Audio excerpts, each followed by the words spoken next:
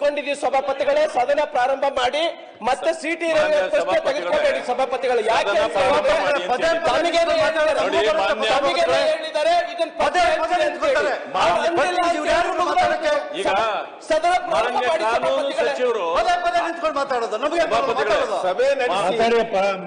ಸಭಾಪತಿಗಳೇ ನೋಡಿ, ಸಭಾಪತಿಗಳೇ ಸಭಾಪತಿಗಳೇ ಪದೇ ಪದೇ ಯಾರೀಗ ನಾವು ಕೇಳ್ತಾ ಸಿಟಿ ರವಿ ಅವರು ಕ್ಷಮಾಪಣೆ ಕೇಳಿ ಅಂತ ಹೇಳ್ತಾ ಇದೀವಿ.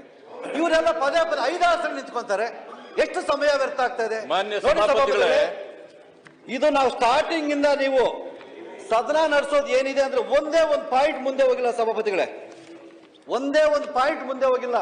ಗಮನ ಸೆಳೆಯುವ ಸೂಚನೆಗಳು ಸೇಮ್ ಡೇ 1 ಇಂದ ಅದೇ ಇದೆ, 3:30 ಸೇಮ್ ಅದೇ ಇದೆ.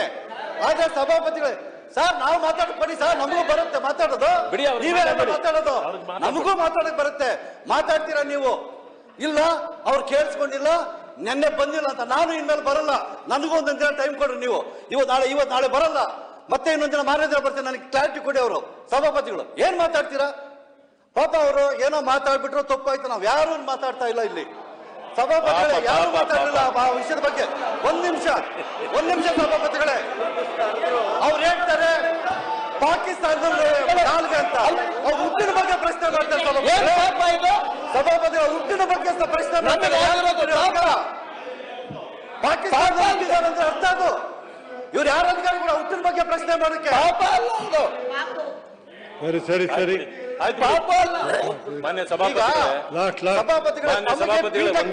ಅವಕಾಶ ಇದೆ, ನೀವು ತಾವು ಮಾತಾಡಿ.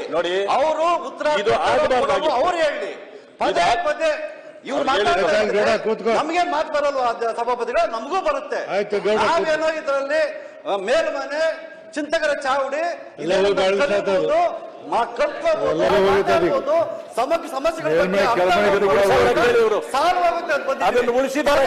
ಕೆಲವರು ಸಭಾಪತಿಗಳೇ. ನಾನು ಗೌಡ್ರೆ, ನಾನು 45 ವರ್ಷ ನೋಡಿ. ಆಯ್ತು ಕೊಡ್ರಿ ಕೊಡ್ರಿ, ಆಯ್ತು ಕೊಡಿ. ಏನ್ ಮಾಡಕ್ ನೀವ್ ಹೇಳ್ಬೇಕು, ಏನ್ ಮಾಡ್ಬೇಕು ಹೇಳಿ. ಇಲ್ಲೆಲ್ಲ ಗೊತ್ತಾ,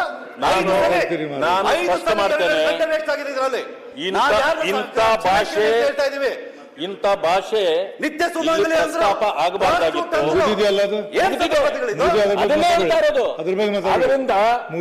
ಮಾತಾಡಬೇಡಿ, ಪ್ರತಿಯೊಬ್ಬರಿಗೂ ಬೇಸರ ಮಾತಾಡಬೇಡಿ. ಅಲ್ಲ, ನಾನು ಕಾನೂನು ಸಚಿವರು ಮಾಡಿ ಬಂದಿತ್ತಿಲ್ರಿ. ನೀವೇನ್ ಹೇಳಿದಿರಿ? ನೀವು ಅಷ್ಟೇ ಹೇಳಿರಿ, ಅಷ್ಟೇ ಹೇಳಿರಿ. ವಿಷಾದ ವ್ಯಕ್ತಪಡಿಸ್ತಂತ ಹೇಳಿರಿ ನೀವು ಪುಸ್ತಕದಾಗ. ಮುಗಿದಿದೆ, ತೆಗಿತೀರಿ ಯಾಕದನ್ನ. ಈಗ ತಾವೇನು ಆದೇಶ ಕೊಟ್ರಿ? ಮುಗಿದಿದೆ, ತೆಗಿತೀರಿ ಯಾಕದ.